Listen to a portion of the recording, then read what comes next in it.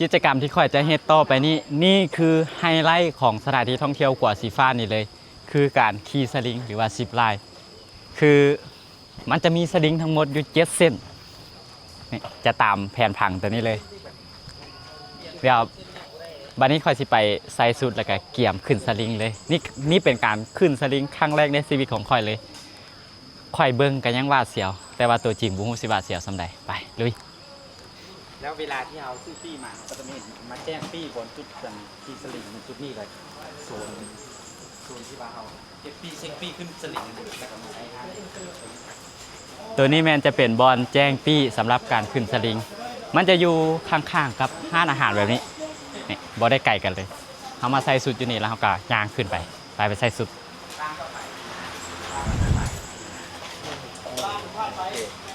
จุดนี้ก็จะเป็นจุดที่แบบเขาหลังจากที่เขาซื้อปี้มาเขาก็มาแจ้งจุดนี้แล้วก็มาใส่ชุดการเน็ตตรงนี้จะมีพนักงานเตรียมพร้อมอุปกรณ์ตัวนี้จะเป็นอุปกรณ์เด้อที่เขาจะใส่แล้วเขาจะไปขี่สลิงกันแล้วก็มีหมวกกันนิรภัยทุกอย่างก็คือมาตรฐานเก็บพาไปนำกินข้าวเราพวกซูเปอร์ไปส่งเจ้าอยู่หาตะกี้ขับรถซูเปอร์มาใส่เลยไอ้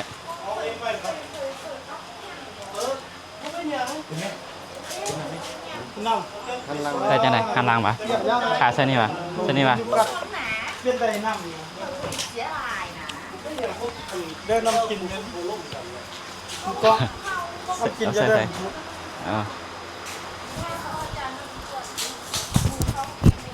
แต่ว่าขนมก็ไปอาซิโบซูเปอร์ไปส่งให้นอนอยู่แฮมแล้วก็ไปมีแต่ว่าไปนวดก็จะไปส่งปะกี้ตัวก็ไปเป็นทั่วที่คนเดิมอ่ะไปเป็นทั่วที่คนเดิมบอกสามแยกอะไรไม่ได้บอกไอ้ฝากจะอะไรบ่ได้เดี๋ยวไว้ล็อกเกอร์นี่บอกเอาไว้ล็อกเกอร์แก้ซ้ำกับโทรศัพท์นี่ย่านตกมัดไม่บอกเมื่อบอกอันบ่เมื่อป่ะย่านมันตกเรามีไส้มัดมีใส่เอามัดก็ได้ให้คุณนะเขามีไส้มัดแล้วก็มัดจะเข้มเลยตอนนี้กำลังใส่สุด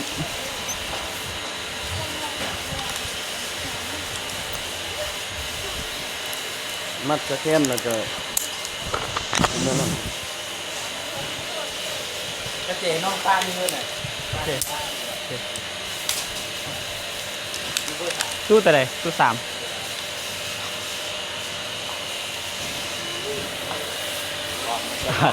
ตอนนี้มันใส่สุดเรียบร้อยเดี๋ยวใส่หมวกแล้วก็ยางขึ้นเทิงเลย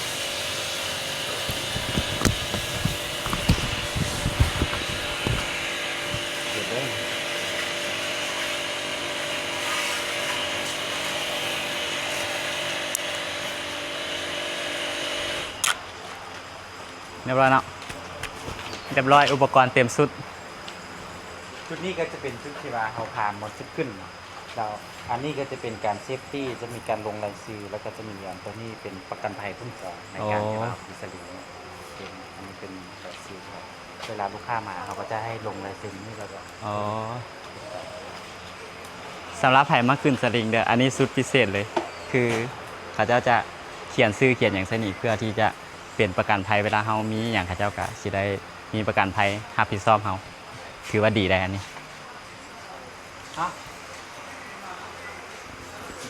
เป็นสลิงนะพี่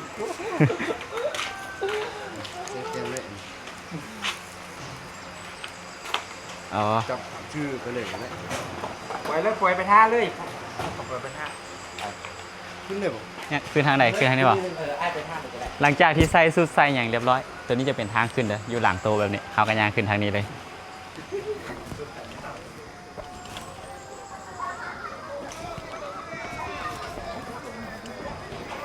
เขาจะได้ยางขวาอูแบบนี้เด้อ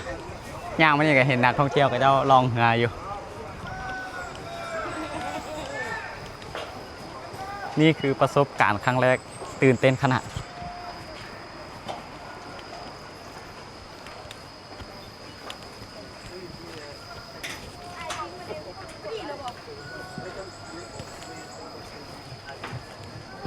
ตอนนี้กำลังย่างขึ้นไปจุดขี่สลิง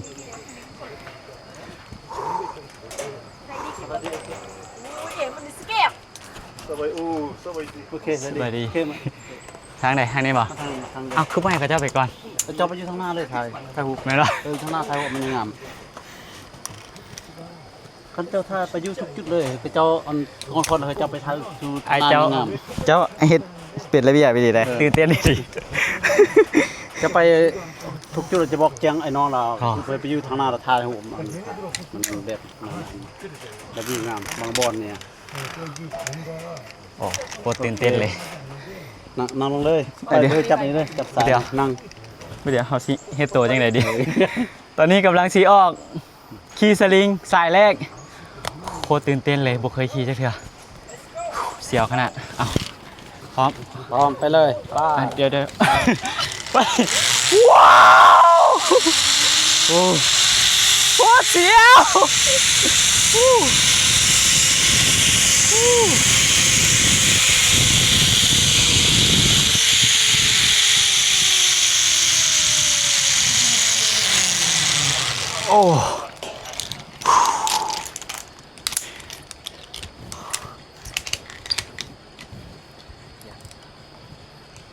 เรียบร้อยตอนนี้ข่อยพานสลิงสายแรกมาละขาดจนสั้น ไปใช้ต่อนี้ไอ้แบบนี้ เดี๋ยวรอถ่าทายกับเจ้ากันตอนนี้ที่มีคนซีขี่มาเดี๋ยวสิให้เบิ่งบรรยากาศสายตัวนี้ก็มีความยาวอยู่เติบหนึ่งมาแล้วผู้สาว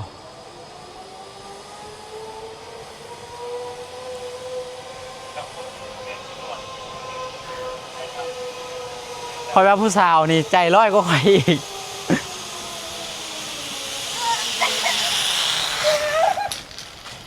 เป็นยังไงย่านอยู่ป่ะเป็นยังไง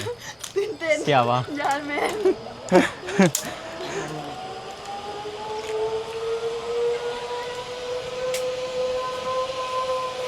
ขาบ่สั้นวะขาค่อยจนสั้น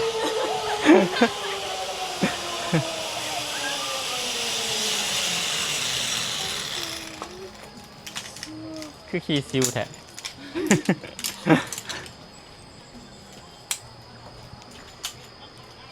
กูเป็นยูจิแท็กขี้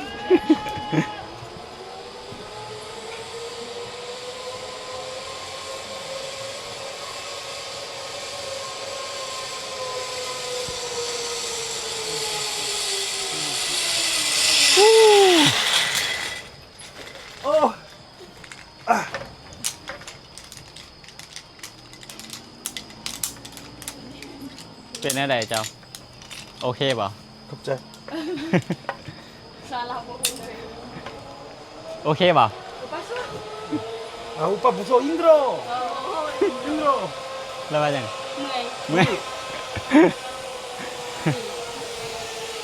일로 올라가 일로 호박 일로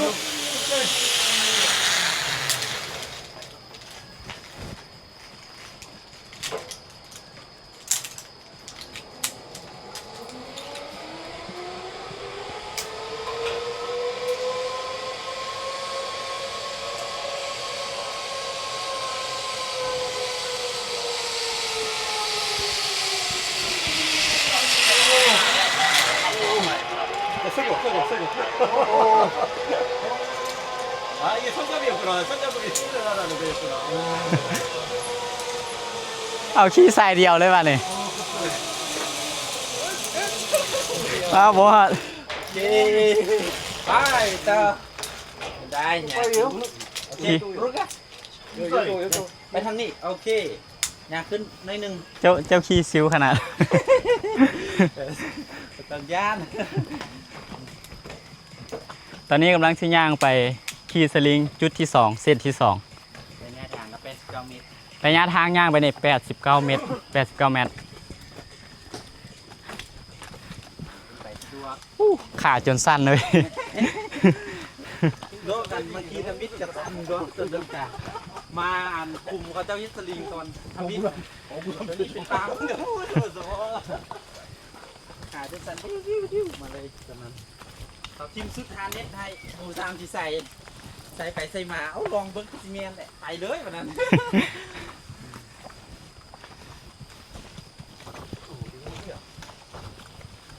와 씨발 사서 붙는 진짜 พอดีได้ลูกค้าพอดีไปนำเลย โชคดีที่ได้เพื่อนร่วมทางเป็นนักท่องเที่ยวเกาหลีแล้วก็ผู้สาวอีก2 คน กำลังใจมา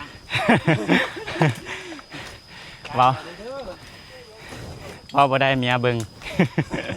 เมียเบิงวิดีโอ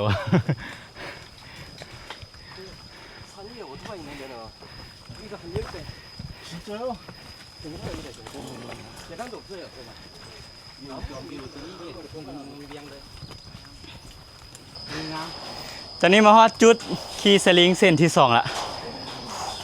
มาอยู่นี่เจ้าสิได้แนมเห็นวิวเติบหนึ่งได้นี่เห็นสายน้ำแล้วก็เงิน3 บาท 2ของประชาชนเบื้องนี้ก็เป็นบรรยากาศโดยรวมของสถานที่ท่องเที่ยวขวดสีฟ้าแนมไปฟังนี่เจ้าสิเห็นผาตั้งสง่าอยู่บอนเฮาสิไปเห็นบ่เงินหลังนั้นสีฟ้าน้อยๆพุ่นตอนนั้นเฮาสิขี่ไปไปแล้วเดี๋ยวให้ผู้สาวไปก่อนก็ได้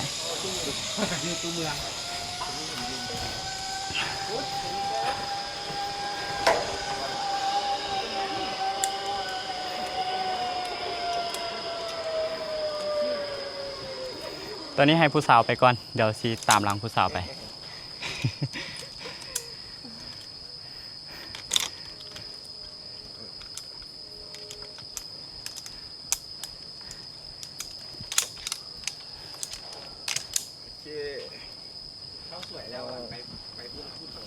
โชคดีเลยผู้สาว เจอกันฟังนั้น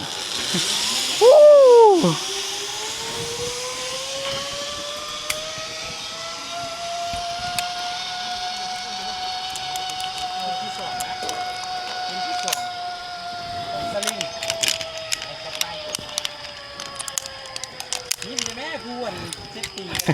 ได้ยิ้มน้ำสาวมันนี่ดีๆเว้ย ขี่ผู้สาวเลยตอนนี้กำลังที่เริ่มขี่เส้นที่2แล้ว ไป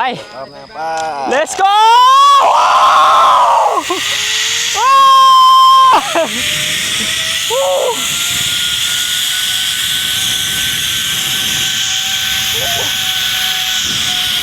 โอ้ยบูจะเครียดโตเลยตอนนี้ไอ้คอยขับไปไอ้อับนะ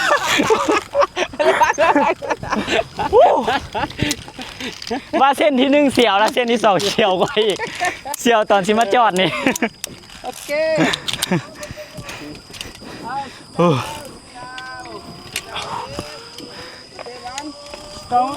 อ้ตอนนี้ขี่มานี่ต่อเส้นที่3เลย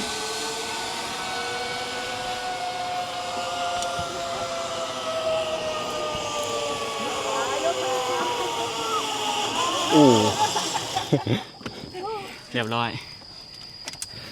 ผู้สาวขี่โคตรซิวมีได้ค่อยอะไรแหกปาก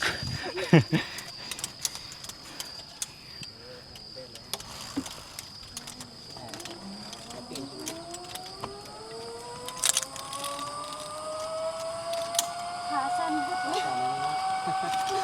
โอเคพร้อมไอ้นั่ง1 2 3ยกขา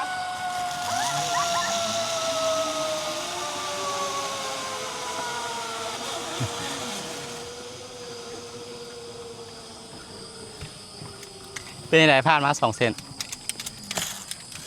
ชิว ซิวๆโหดเกิน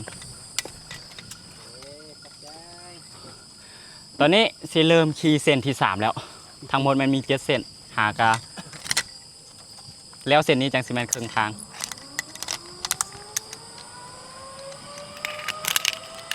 ได้แล้วบ่โอเคเดี๋ยวแป๊บโอเคตอนนี้พร้อมแล้ว 1 2 3ยกขา เตรียมออกตัวไปวู้เอ้ยวู้วู้ที่หมุน360 องศาแล้วตอนนี้โอ้โอ้โอ้เส้นนี้บ่ปานใดซิวๆเส้นนี้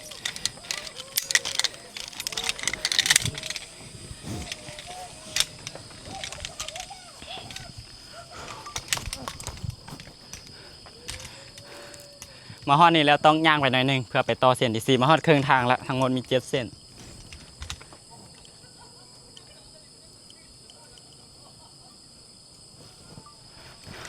ทางย่างไปก็จะเป็นประมาณนี้โอ้เป็นกิจกรรมที่โคตรหวาดเสียวตื่นเต้นเล่าใจ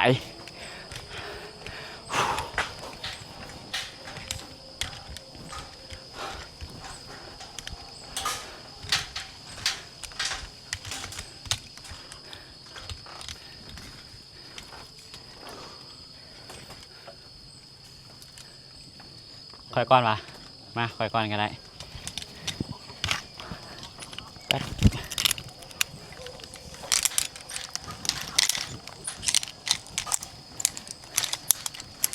ตอนนี้กำลังเริ่มเส้นที่สี่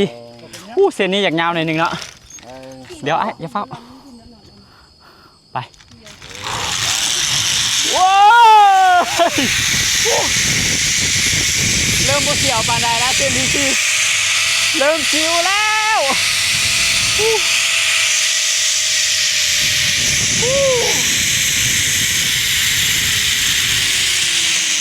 โอ้โอ้โอ้โอ้เรียบร้อยเส้นที่ซีนไว้ตัวนี้เรียบร้อยให้หาแปลงม่วงให้หน่อยเอจบเส้นที่4ไปเป็นที่เรียบร้อยบัดนี้สิย่างต่อไปเส้นที่5บัดนี้ตัวนี้จุดที่5ป่ะ แมนจุดที่5ตัวนี้ผ่านเส้นที่4มาจุดที่5จะเห็น บอลนี่จะเป็นจุดขี่สลิงจุดที่5ตัวนั้นบอลขึ้นสลิงแต่ว่าบอลนี่เป็นบอลชมวิวนี่เราก็จะเห็นบริเวณสถานที่ท่องเที่ยวของขวดสีฟ้าเส้นนี้ก็ความยาวก็เติบหนึ่งอยู่เลยแต่ว่าหลังจากที่ขี่มาแล้ว4เส้นก็เริ่มลึงละเริ่มปรับตัวได้ละ เหลือ2เส้น ตอนนี้กำลังทีขึ้นเส้นที่5อ่ะก่อนเลยอ่ะ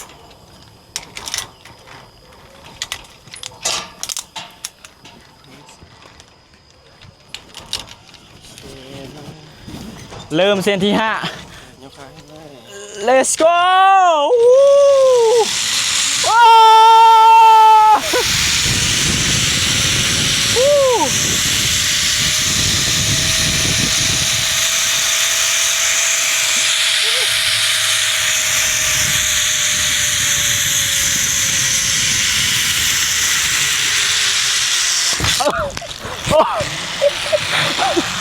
ไอ้เห็นยังไงดิ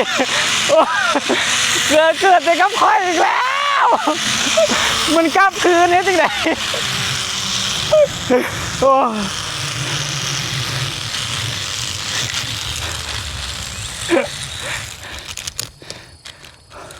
โอเคเมื่อกี้มันไปต่ำกับตัวเบรกแล้วก็เด้งกลับคืนไอ้เรากลับคืนมาเอาประสบการณ์ครั้งแรกแล้วเป็นสไปเดอร์แมนได้นี่ไต่สลิงไปเลย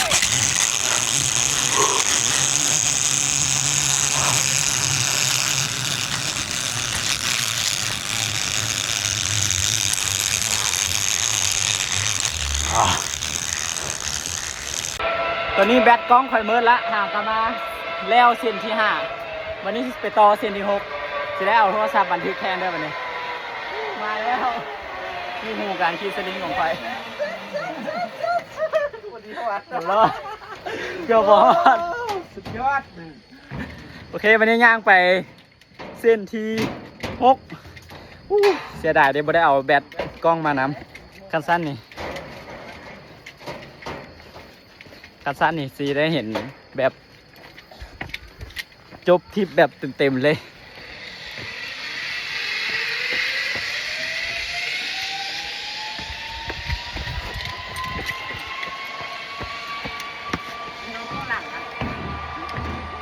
แบตกล้องคอยเบิร์นเลยเสียดายขนาดไม่ได้เอาแมนเสียดายไม่ได้เอาแบตมานำแมน จะเอาเส้นสุดท้ายก็ได้ บอกขอท้าว่ะบอกขอท้าเส้นสุดท้ายว่ะให้จะพาปล่อยเนื้อแค่กันเนื้อหยุดก่อนแม่เขาจะท้ายงูก่อน บอกพรใครเอาแบตเตอรี่อันเมื่อไอ้เพิ่นอยู่อันเส้นยาวอันเดียอยู่หันตัวอยู่อันบอนำดินซักตัว แมน โอเค ตัวเป็นแปรหันเด้อตัวกลมๆใหญ่ๆหันบ่แมน ตัวเปรเนาะ ตัวเป็นแปรสี น้อง ดำ พรได้ยินปะใคร รล็อกเบอร์3มันนั่นเอาอันแบตเตอรี่อันขึ้นมาเฮ้อได้อยู่บนนั้นโซนนั้นเส้นยาวไปเลยได้ ตอนนี้ที่เริ่มคิวเซนที่6แบตกล้องเมื่อได้ใส่โทรศัพท์แทน อยู่ห้องเบอร์3ก็ได้ ตัวเป็นสีดำๆแปะๆได้ ตัวไข่ห้องเบอร์3โดดอันล็อกเบอร์3มานานตัวอันสีดำเป็น ซูเปอร์แมนบ่ อยนะ นี่เสียดายบ่ได้ภาพนี่เนาะเฮ็ดจังได๋เฮ็ดท่าจังได๋ไอ้รบกวนเจ้าหัดหมวกให้แน่นๆอีกนิดนึงนะมันอยากลม แม่นจะเอาขึ้นมาให้อยู่บนนั้นชุดเส้นยาว ให้จะไหน เส้นยาวไป ๆตัวนี้เป็นทาซุปทาหยังก่อน หาซุปเปอร์แมน ทาซุปเปอร์แมน ยูรินชัก จังซี่ว่ะ ข้างนั้น นั่นแหละ อันนั้นบนไอ้ โอ้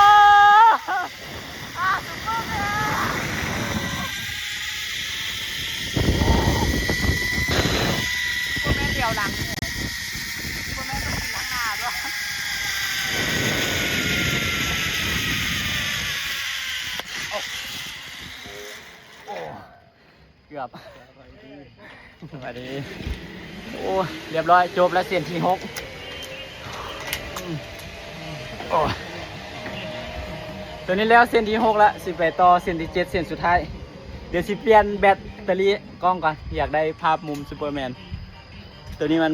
บ่ได้คักปานไหนเมื่อกี้นี่ตัวนี้เป็นจุดเส้นที่6เส้นที่7อยู่ลุ่มนี่แหละอยู่กล้องเส้นที่6นี่แหละเดี๋ยวย่างไปเอาแบตเตอรี่แล้วก็ขึ้นเส้นที่7กันตัวนี้เส้นที่7เส้นสุดท้ายแต่ว่าตอนนี้รอถ่าแบตเตอรี่ก่อน จุดนี้ได้จังใดเนี่ย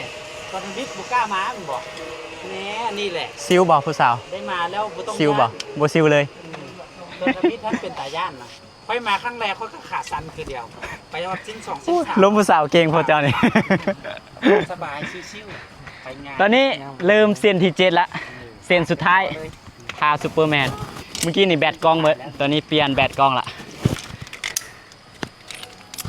เส้นที่6อ่ะไม่ค่อยใส่โทรศัพท์ถ่ายแทนเด้อมุมมันอาจจะแปลกๆหน่อยนึงได้แล้วบ่แป๊บๆอ่ะ สุดท้ายแล้วตอนนี้ก็เป็นเส้นที่7 จับฟังนี่บ่ฟังนี่มีต้นไม้ ย่านที่ โอ้จับฟังนี่แหละโอเคเริ่มว้าวเป็นไดซูเปอร์แมนเป็นไดวู้วู้ไอวู้วู้ตอนม้าหันบดเสียวเลยแต่มาเสียวตอนมาต่ำอันเบรกนี่ ตอนเส้นที่5คอยตามจนเด้งโฟงกลับขึ้นไป โค้งเนี่ย แมนโฟงกลับไหลไปกลาง ตอนนี้จบละแต่ว่าเดี๋ยวรอเบิ่งผู้สาวมา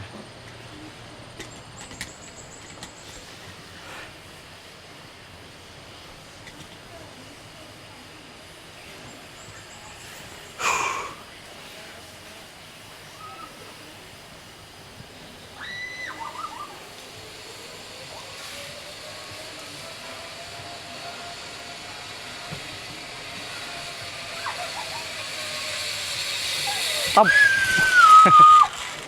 โคตรซิวเก่งหลาย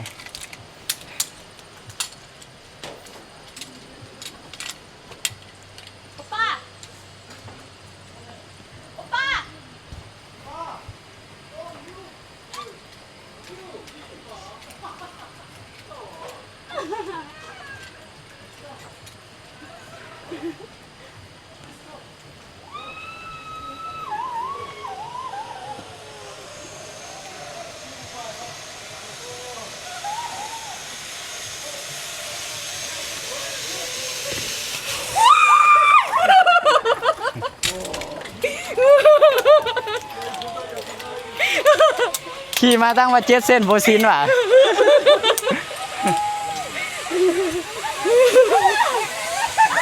โหดสุด เรียบร้อย เรียบร้อย จะได้ จบเส้นที่7โคตรซิวเลยล่ะ วันนี้เราต้องเอาสุดนี่ไป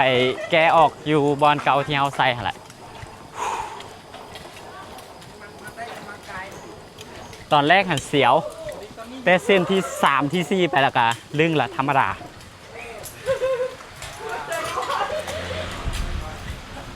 โอเค ตอนนี้มาแก้สุด ไม่ได้งง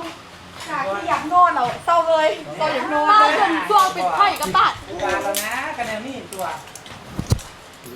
โอ้ยโทษได้ จะได้มาเป็น ห่วงเลย ช่วงไข้เลย ตัวไข่เลย บ่ว่าบ่นั่นนะเป็นไข้เราเลยมาขึ้นมาใช้กินยาเนี่ย สิบหลายแล้วดีนี่บรรยากาศมันได้เด้อ อ่ะปวดหมวกเห็นไหม คนเลือกกาดได้ นี่แล้ววันนี้สู้ที่นักมาคิดเบียร์ได้ โอเค ตอนนี้จบคลิปการขี่สลิงเรียบร้อย ถอดสุดส่งคืนเรียบร้อย วันนี้เราเอาเครื่องฝากเขาก่อน